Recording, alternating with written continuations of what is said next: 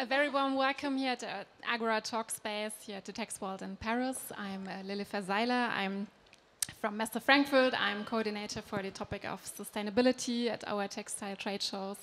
And a very warm welcome to 4 amazing ladies. Just 2 of them just arrived from the airport. Have to accommodate a little bit. Let's start into the first conversation after the official press conference. First of all, I would like to say a few words on Messe Frankfurt and our textile trade shows worldwide. Messe Frankfurt is the market leader, the international market leader when it comes to international textile trade shows. We have about 50 shows worldwide under the umbrella of the Texpertise network. Tex World Paris is one of these shows. We have been very active in the field of sustainability for many, many years already. We partnered up with the United Nations Office for Partnerships in 2019 and are regularly doing talks and showcases on sustainability and also on the Sustainable Development Goals, because our goal is to create awareness on sustainability and the Agenda 2030. Today, we would like to talk about South Africa as a fashion destination and on a topic about the topic of gender equality. And before we start the conversation, I would like to ask to introduce yourselves to our 4 guests today. Lee, let's start with you. If it is okay for you, you don't have to switch it on. Just stay on. Hello. I'm Lee Schubert. I'm a designer. My brand is 21 years old now. Hello, my name is Carla Hanekom. I'm a designer at Hanek, and I only just started up last year. And I'm from Cape Town, South Africa. Good day, everyone. My name is Narisha Jayraj, and I'm from an association or council called the South African Footwear and Leather Export Council. We represent the entire footwear and the leather and leather goods companies in South Africa, and as of recent, also the clothing companies in South Africa. Our mandate is to help to empower them and to help them grow their exports. It's nice to be here. Thank you. Hi, everyone. Ooh, too close. I'm Tando Ntuli. I'm from South Africa, and I am the founder of the brand Mongoose, which is a women's wear brand that kind of closes the gap between generations, meaning your mom, your gran, your great-gran. You should all be swapping clothes and kind of just making it your own and finding yourself through clothing in a sustainable way. Thank you to all of you. Larisha, I would like to start with you, ask you the first question. For all those who are not yet familiar with South Africa, the South African footwear and leather industry, but also the fashion industry, can you give us a few key facts? What are the specific strengths? Before you answer, I know you brought a film. Maybe we should watch the short movie, or the short clip you brought to us, and then after it you can give your answer and just to have a short impression of your work also. So maybe.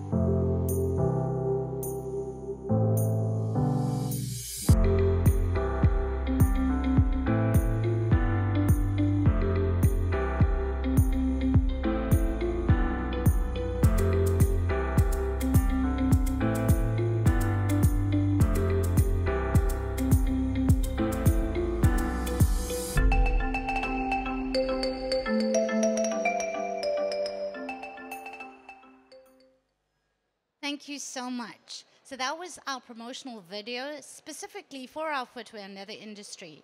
Something you don't know. South Africa has an industry that is over 100 years old. It has a strong, ethnic, moral valued, principled set of manufacturers that are looking to produce products of quality for the global market. We've been working for a very, very long time to grow our very small industry. You could either look at us as just another African country, or you can look at us as that little diamond that's hidden somewhere in the southern part of Africa. And I suggest that you see us as just that. We've been traveling the world for a good couple of years, and the main thing that I get across from a lot of the international market when they look at South Africa or Africa as a whole is that we're just another poor country. Well, I want to change your perspective. Africa is just not another poor country. Africa is filled with diamond new designers who are creative, who are innovative, and who are able to become leaders in fashion, not only in the clothing sector, but also in the footwear sector. A good example, you would have seen some of the brands of shoes that we manufacture for in our video. We've manufactured for the likes of the Hush Puppies and Disneys of the world. We manufactured for the likes of the Michael Kors of this world. That's something that not much of the global market are aware of. As far as our clothing is concerned, I'm extremely proud to have Lisha here today. Her ready-to-wear designs has made it into the American market as well as the Australian market. And I can assure you that wearing one of her clothing, it just feels so wonderful to know that you're wearing a ready-to-wear, made in South Africa, original, stylish design that has not been copied from some of the brands in the world, because we are innovative. We've got our own style, and we are looking to become the next leaders in fashion. If you can do it, we can do it. I'm confident about this industry. It may be small, but we the David that will conquer Goliath. Thank you very much. Strong introduction. Thank you very much. Strong and inspirational. Lee, you have been successful on the international fashion market for more than 20 years already. We heard from Narisha. How has the fashion market and industry in South Africa changed during the last years, both in terms of the domestic market, but also when it comes to international perception and demand? I think that when I started off in the clothing industry, I didn't start off as, I was trained to be a designer, but I started in the commercial and manufacturing industry. That our retailers were, at that time, only, well, 80% of our product was locally manufactured. And then a price war sort of started happening, and although, so prices needed to go down, and imports skyrocketed. And we had no confidence necessarily in our creativity, in our product, in our handwriting. So we were constantly looking for ideas and trends and designs from Europe to then manufacture and have in our South African retail stores. There were no signature South African designers that existed really. And now, 20 years later, that's been a big change. There's a lot of incentive, and there's a lot of support and consciousness about manufacturing locally.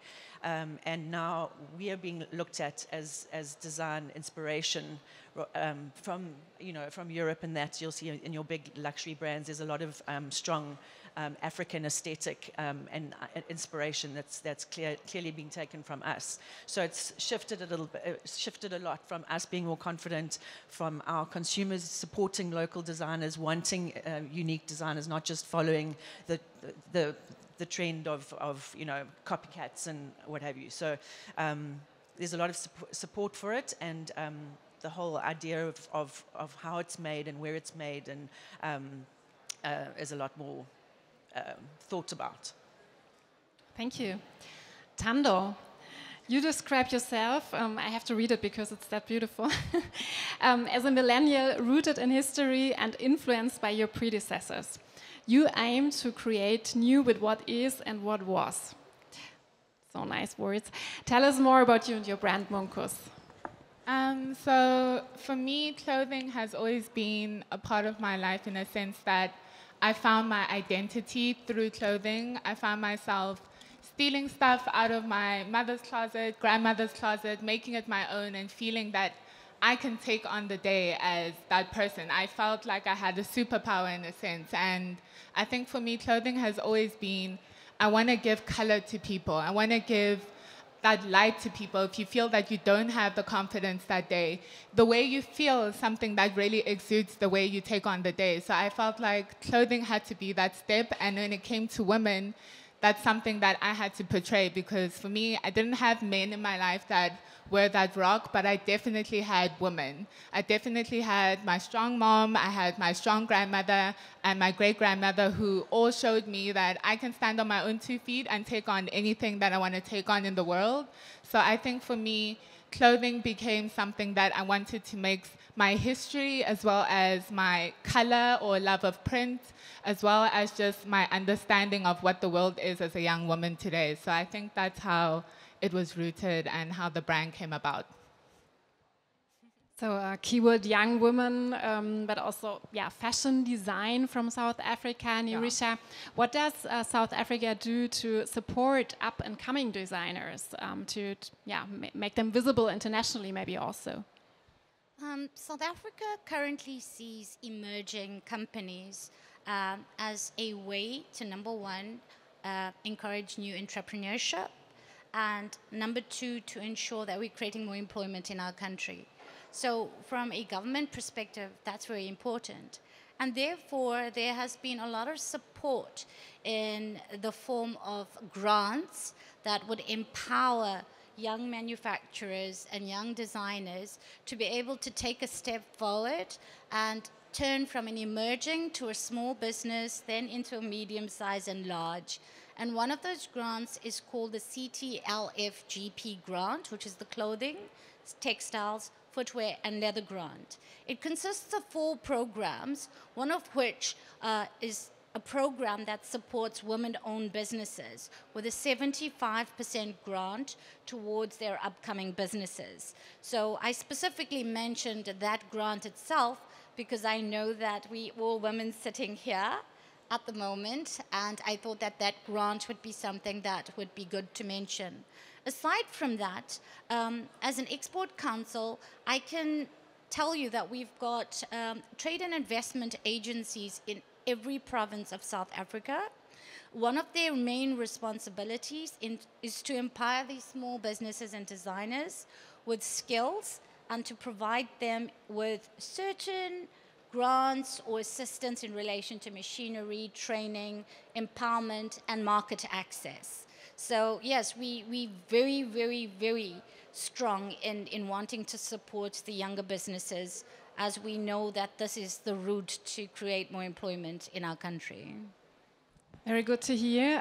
Carla, you're also just entering the fashion scene, I would say, still in your studies, also starting to launch your first brand. How would you characterize young fashion from South Africa? Is there a special attitude that unites your generation, maybe? Is there a special approach you have? I feel like a lot of times, and many South Africans can attest to this, that South Africa is referred to as this big heterogeneous mass of people it's just the same. It's just more of the same thing. And it's so wrong. We are so diverse and so different and complex as a country. And to me, it's beautiful because I have so many friends in the fashion scene and in the art scene and the music scene and then, in any other place of work. And everyone is so passionate and loves the country so much. And the same things make us mad, and the same things tear our hearts apart for the country. And the same things get us very excited about, what's to come. And I think one thing that I would say characterizes young fashion in South Africa is community, and that no one wants to do everything alone anymore. I think it used to be like that a lot. I've heard from many designers in South Africa, older brands, that a lot of it was, wanting to make it by yourself on your own, and it's not like that anymore. People are working in community, people are creating jobs or collaborations, it's everywhere right now. So I think that's a big part of young fashion in South Africa right now. Thank you. Lee, would you have an advice for the young generation, so-called Gen Z fashion designers from your country?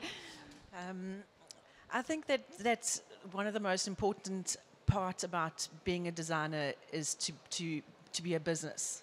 It's not just about the design, and if you've got that talent and you've got that creativity, is to nurture and understand your business. So you have to find, in order to sustain your brand and your handwriting, and you have to look after it like it's your baby, and you have to learn about it, and you have to understand your assortment planning and those sorts of things that doesn't just come with that's a beautiful dress, and you have to sell that dress in order to make a living, in order to continue to create jobs, etc. So I think it's so important that creativity is found, has a base of solid planning, and also having an open mind and listening to your customers and listening to what it is that people do buy from you, to make sure that they continue to buy from you, so that your brand and your business can build, as opposed to just, okay, well, that's what you're only as good as your latest collection kind of a thing, so yeah. Okay. Let's switch to another topic. I mentioned it at the beginning. Let's switch to the topic of sustainability. Lee, you are promoting your collections with the words designed and manufactured exclusively, ethically, and proudly in South Africa. Please let us know more about your sustainability approach and what sustainability means in South Africa. How is the country when it comes to, what's the status in your country when it comes to sustainability and fashion?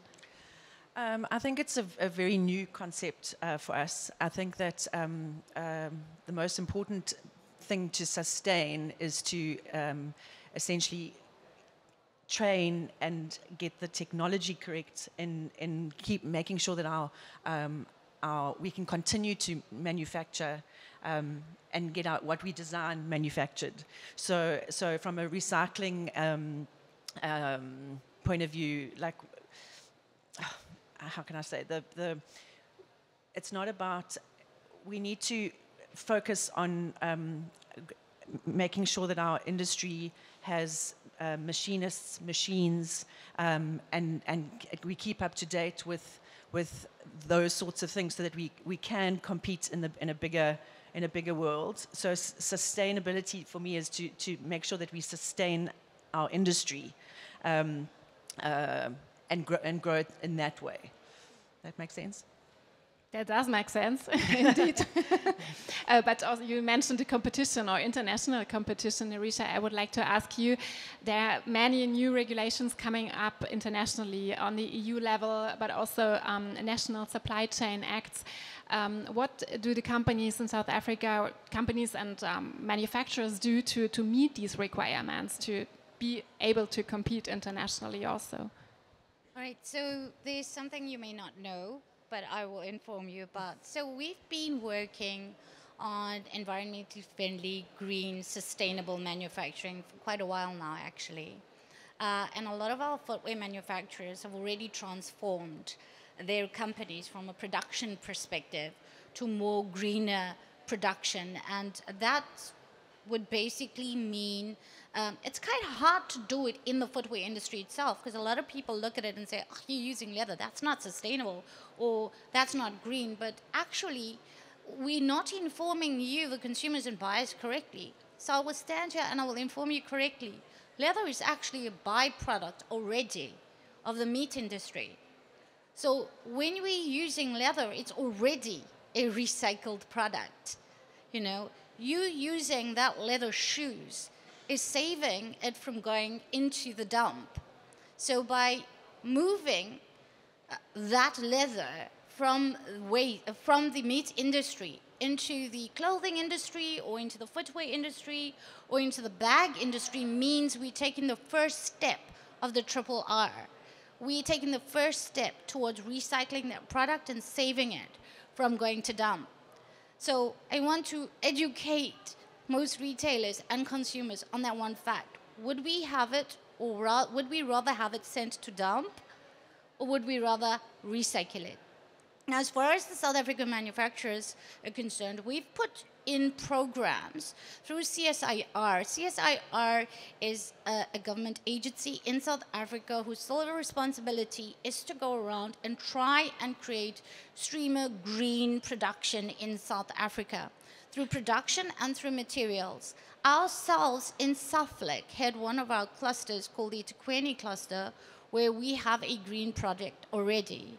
Through that project, we have managed to ensure that many of our factories are minimizing the waste within their factories and basically recycling their wastes. So one of our projects is that we recycle the waste from the automotive leather industry into smaller leather emerging industries where they can make little leather goods and wallets and stuff. So we've got that in place, and another lot of rural and township recycling programs where these leather items or the recycled leather or waste leather is used to make little pens, used to make little key rings, thus empowering women in those areas, by the way, and enabling to support their families. We've got factories in South Africa that have managed to convert themselves 360 degrees with zero waste within their factories. So that's another fact you may not know about. So we're working strongly towards sustainable manufacturing. We believe that that is the new global need, and we definitely very concerned about our environment for the next generation.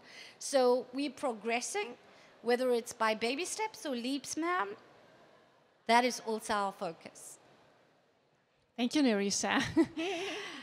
Using existing materials is a perfect base to talk to Carla, because Carla focuses on the topic of upcycling in her collection. Carla, why did you choose that? So for me, I think for me within my immediate context, you know, I'm a student still. I can't afford the quality of fabric that I would love to work with, or the sustainable fabric that I would love to work with. And upcycling was just the option that was right in front of me. I also grew up making things and all that. But more importantly, I didn't want to make more waste. And I know that there's a fine line in South Africa, because you want to be using waste, you know, things that are already existing, things that are coming into South Africa that are in excess. But you also want to be supporting the agricultural sector of South Africa. So that's something that I'm going to focus on going forward. Right now, the only range that I've created is fully upcycled, you know, curtains, bedding, old clothes, and then taking it into a much more social aspect.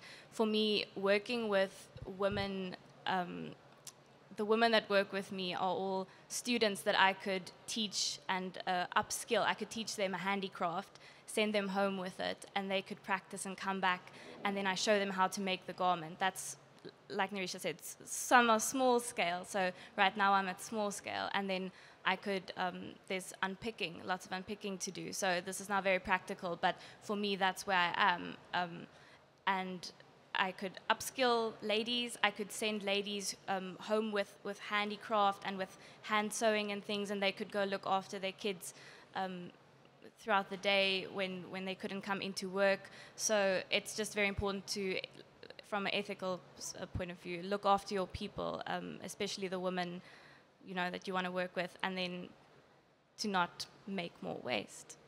Yeah.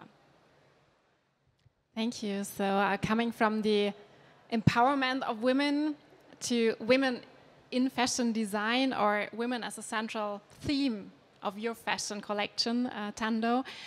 You very much focus on the female aspect in your designs, like representing certain qualities of women, different roles women play within South African society. Can you tell us a bit more about that? Why did you decide to work on this aspect, and also about, what do you think about gender equality when it comes to your fashion designs? Is there any aspect linked to that? I think for me, it's always been more of how can Munkus kind of bring back to the community as well, in a sense that I looked at all of the jobs that my family worked in. She was either a teacher or a policeman or a nurse or someone within the community doing something that led to a purpose. And I think Munku's whole transaction in a sense to the consumer was always based off understanding who a woman is, but also understanding the sustainability in that as well. I think if we understand how pure memories are and how you can cherish something, it also goes into how you cherish clothing as well. It's going into just thinking of a whole life cycle of an item and not just you wearing it and it's moving on to the next thing or how it works. It's more of how do I take this and make it a memorable piece that can be handed down from one person to the next. It's me putting in quality. It's me producing something that's durable enough for my grandmother or my mom who's working as a nurse or policeman to take on the day and rewash it, remake it, or is it made from certain materials that kind of withstand time? I think for me, a lot of my focus has also been on denim, not only because it's cotton, but denim is durable. Denim looks better over time. Denim has some sort of story and age and color to it. So I think the whole idea of the brand and the whole idea of women being strong is also just positioning who I want to be in the industry. And I think it is a men-led industry. It's just the honest truth, especially in South Africa and the rest of the world. But I also think being a young woman of color, I just want to do everything that my predecessors couldn't do, which is take the creative route and kind of be the one who pushes all boundaries in things that they wanted to do, which is fashion or creativeness, or in a sense of producing something and thinking of something and seeing it in reality changing somebody's life. So I think it's a whole bubble, but I hope I'm making sense. So it's not just about wearing some kind of dress, but it's really like about also representing values by wearing your fashion, isn't it? Or? Exactly. So Lee, what do you think? Is there gender equality in fashion already?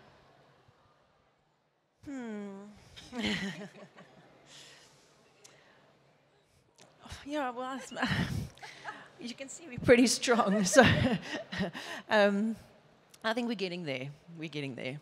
We're making a noise. We're fighting the fight. Yeah.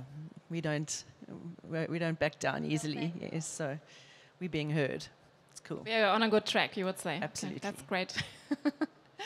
Before I come to the last question, or before I would give you the opportunity to ask questions to these ladies on our panel, I would like to ask a last question to each one of you. In one sentence, what makes South Africa unique when it comes to fashion? Lee, let's start with you. Well, we've got so much, we've got beautiful animals, we've got beautiful... it's just a beautiful, beautiful country. So there's just so much, so many things that we can draw inspiration from. So, yeah. I think even going back to the previous question, my first question that you asked, something that unites all of us is that, or most designers in South Africa, from what I can see, is that we pull from experience and we pull from our traditions and our culture and, from our losses and our happiness. And we pull, there's a lot of soul and a lot of heart. And you can see that in the heart and the stories that we tell through the fashion in South Africa, and it's beautiful. Thank you. There's actually so much I want to say, but I know that I need to just sum it up. I think that when I look at South Africa, I'm going to speak from two perspectives, from the clothing sector and from the footwear and leather sector. Collectively, I think, again, that we've hidden ourselves and the world doesn't know, a lot of the world doesn't know our capability and our ability to manufacture good products. That's number one.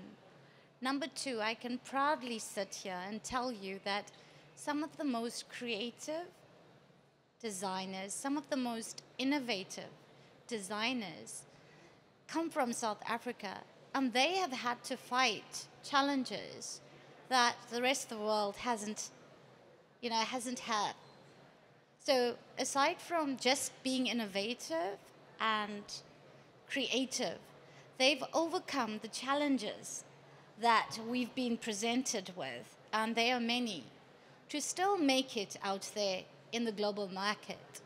And as a retailer or retail buyer, you want to know that you're buying from a country and from manufacturers that are resilient enough to pick themselves up each time they presented with a challenge, dust off our knees and keep on going, and not just saying, boo-hoo, we've got load shedding, so let's just stop.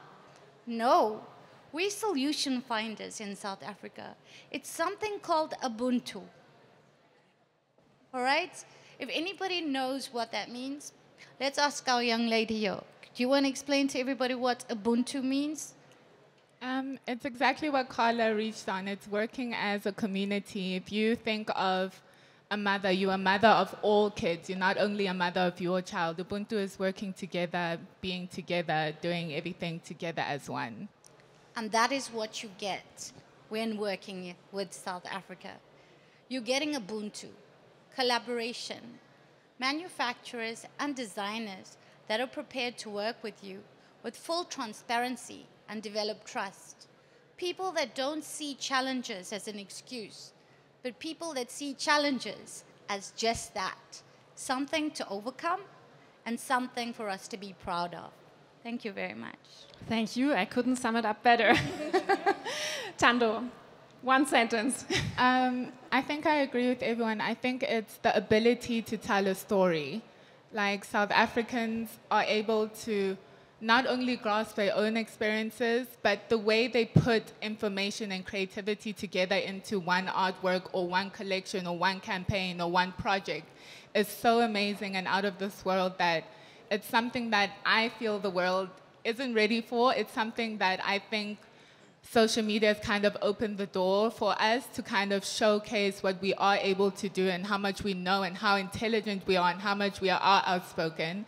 But I think definitely the ability to tell a story is you reading a book and understanding how you feel at the end of the book. Everything is in there, but it's a piece of art. You interpret it in your own way, but that's you understanding that the artist put something into it, and it's not just what you see, it's not just what you feel, it's everything around that one piece, around that art piece. So definitely just telling a story.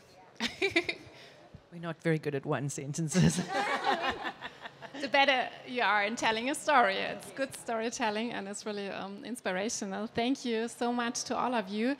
I would like to give the audience the opportunity to ask questions. If you have, we have a young guy with a microphone. So, lady in the front. Thank you very much for this very inspiring roundtable. I wanted to ask the two startups who are here, what were the most important skills that they wanted to develop when they were building their business? You know, I believe that you have been trained into creativity and innovation and things like that, but what were the top three specific skills that you were missing in your curriculum that you wanted to learn absolutely to build your new brand or startup or business or whatever? Okay. I am Frédéric I'm Frédéric Thureau from CEDEX DCBL. Thank you. For me, the first one when I got into industry was financial literacy, thinking bigger, understanding costs, understanding your consumer and how pricing really does make a difference, understanding your target market. I think business as running a business and not only the creative side of it, which is beautiful and amazing, but understanding, is it logical to make a piece the way it is manufacturing something that does take that much time logical for someone else or 10 people to buy it if you're still trying to be sustainable? Even though you are using a sustainable fabric or whatever it may be, is it sustainable in an ethical way of production? Is it sustainable in you running your business and still making money off it in a sense and growing as a young designer? The second one is resources. So South Africa does have a problem in terms of the youth understanding where to go, and it's not only what you see, like where you go buy fabric or where you go, I don't know, buy some thread at the fabric store in a sense, or buttons. It's more of understanding where, as a community, where can we go as young designers where they don't ask you to make 15 or 20 of them as a minimum order and you are able to make 1 or 2 or work with a smaller team to build your business and rather have something grow and not like this is the set standard. So resources are a big thing in South Africa where we have to kind of open the floor and build and bring those resources. I think even the third one was understanding sustainability. For me was, what is sustainability to me? Because for a long time, I got what the Western world understood as sustainability. And then you get these big corporate companies greenwashing, which is, oh, just have linen and cotton and it solves all your problems. And that's not what it was. For South Africa, we've always been sustainable in a sense. We've always use the whole cow, and with the cow you use the skin for clothing, you use the bones for jewelry, you eat the meat, you use the blood and everything else with the sand and the soil for paint, for dyeing, for printing. So we've always had that sense of sustainability. However, we've lost it through the way by understanding what sustainability as a Western term and not identifying what sustainability as an individual is. Sorry. I think definitely, like, this is understanding sustainability. I finished my third year of fashion design studies in 2021 only, and last year, I mean, up until then, I was designing for aesthetic value, for pretty, for cute, surface level fashion, and I didn't quite understand, that when you go into industry, you need to get a job. Well, I did understand it, but not to the extent that I do now. It's about everything else as well. So understanding sustainability and understanding that it seeps into, design. We call ourselves fashion designers and we want to design, but designing is, you're engineering a product that needs to be wearable, sellable, marketable, and it needs to be ethical to make and sustainable to produce, and all of those things build a good product, I think. So understanding sustainability and understanding garment technology, for me, most of my brand is multifunctional, multi-wearable, so zipping on and off, interchanging things. So that's something that I need to focus on as a designer now, in order for my brand to live on. It can't just stick to the one good thing that I could do. The second thing would be handcraft, anything that you can do with your hands. If someone mentioned load shedding, we have load shedding. For those of you that don't know, our power goes off scheduled. We have scheduled power cuts in South Africa, and then our machines don't work, our irons don't work, and the people who work for us can't work. So as long as you have a handicraft embedded into your brand, I think that there will always be something to do. And I reiterate, you can send women home with that work. They can go look after their children and be with their families and still provide for their families, and do that with handicraft. I think those are two things that are important to me right now, just starting out. Yeah. I hope this answered your question. We have time for one last question, then we have to close this round. Is there any more question from the audience at the moment?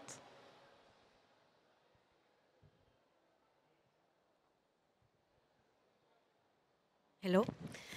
Yeah, very interesting. I am Belvi Soler from Laxides Magazine. I would like to know, what do you think about the big problem of recycling?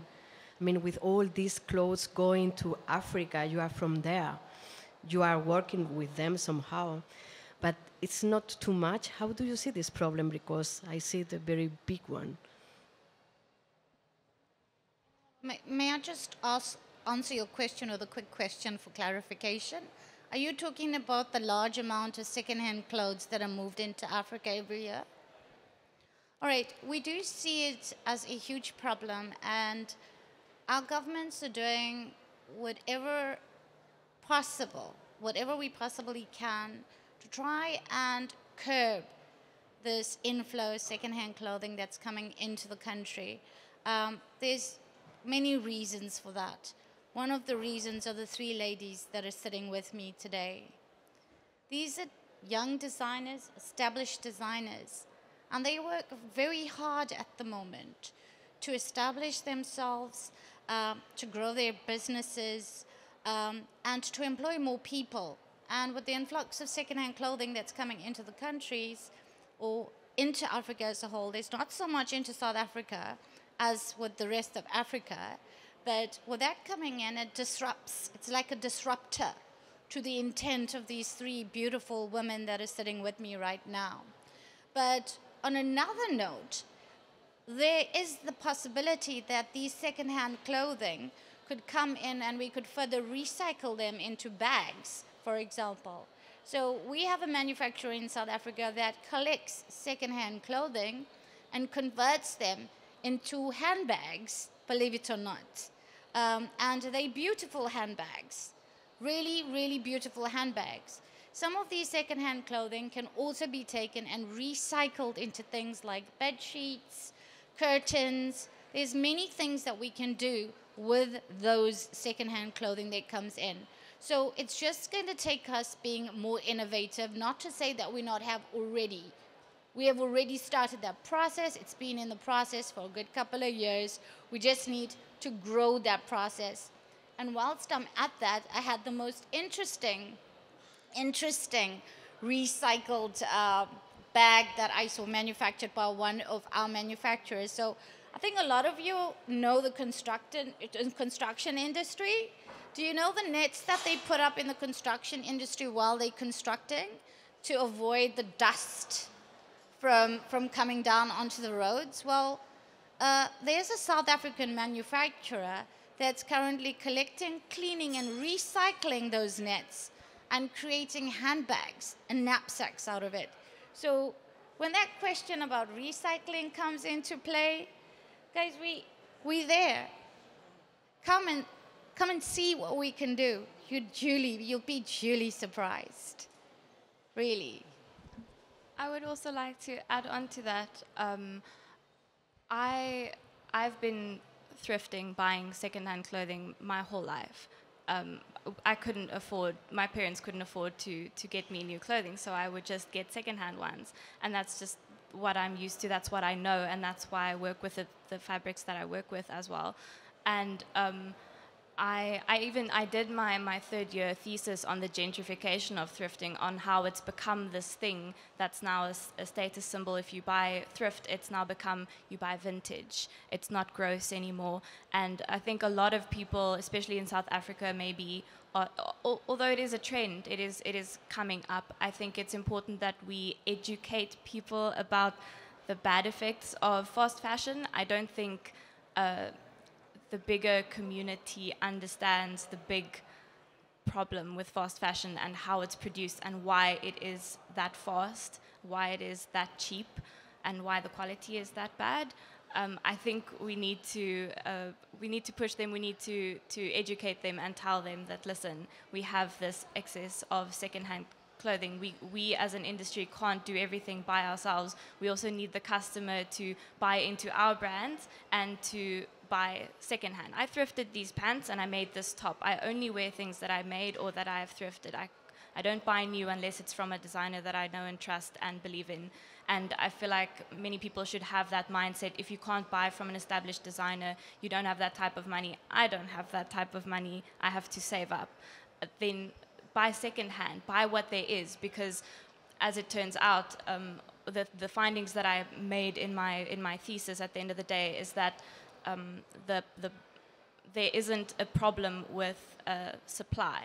The demand isn't big enough actually for the supply of secondhand things that we have in South Africa. So people need to start buying into that, and we need to educate them. Can I just add? The problem from a young designer's point of view, or any young African designer, is that the reality of what South Africa is that we are low beyond the margin in terms of how much people make. A lot of people are earning really little. They can't afford to be buying new clothes all the time. So they'll see all of that clothing coming in as something that is great or something that seems easier, because the luxury thrifting stores will take out all the amazing things and triple the price and sell it as something beautiful and leave all of the bad, I say bad lightly, but things that aren't even great for our planet in the heaps. And then the poorer communities or middle class communities will buy it for 10 Rand, 5 Rand in train stations, taxi ranks, which is like public transport sessions or areas, basically, and live off that for a while. But then they aren't supporting, basically, South Africa. They aren't supporting the revenue in South Africa and how things actually run. Businesses, young designers, all of that is kind of linked in our economy. And the moment something comes like that in our country, it disrupts everything, where they'll take the easier route, and they're well to do that. They should do that for their families, but it isn't helping them in the long run by thinking that you're not making your country better or producing more jobs or starting more opportunities by taking that route as well. So I think it's bad, but it is what it is at this point. And I know there are some companies like Rewoven, young people that I've met, that take beautiful fabric and recycle it in the sense of making fabric. The dress I'm making now is completely recycled fabric into a denim-like fabric. So they are actually making stuff like that, but we don't have the infrastructure, machinery to support it in such big heaps that people need to just be more educated and be more aware of what they're doing, because in your country, you're solving a problem in the sense of sending it away and it's no longer there, but you're starting a whole new economical problem in South Africa. Someone else. I'm afraid we have to close this round here because the next speakers are waiting, I think. Thank you very much for your insights. There are so many topics we could talk about during the day. The audience, I encourage you to get into contact with the ladies. They will be here at the show floor. We have that showcase over there in your back, showcasing some collection items of color and Tando. And we also have the Saflik Pavilion right after the translators box. Use the opportunity to check out this pavilion and also see collections of Lee. And thank you for your attention, and have a good and successful stay in Paris. Thank you. Thank you, everybody. Thank you.